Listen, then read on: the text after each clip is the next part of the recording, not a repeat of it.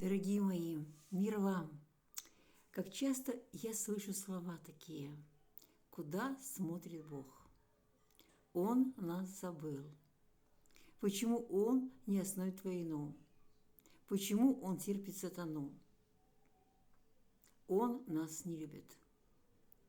Прочитаю вам место из Библии, из Нового Завета. «Придите ко мне, все труждающиеся и обремененные, и я успокою вас. Возьмите иго мое на себя и научитесь от меня, ибо я кроток и смирен сердцем, и найдете покой душам вашим».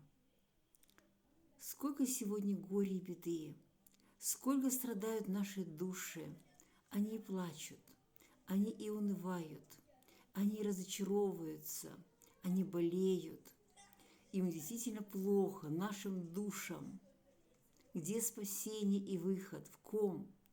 Только в Слове Божьем, только в Иисусе Христе, который есть путь, истина и жизнь вечная.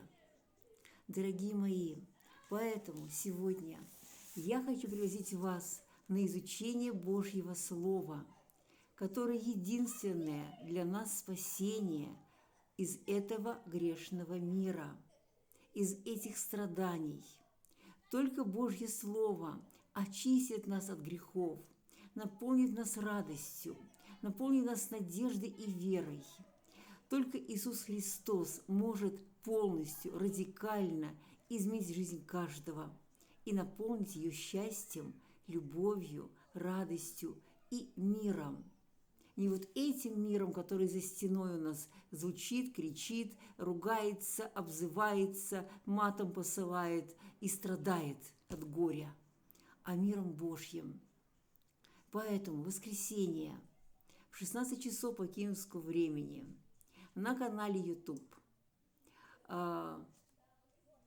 «Миссия Салтаненко» состоится пророческое слово, изучение Божьего Слова. Приглашаю вас, каждого, кто меня сейчас слушает.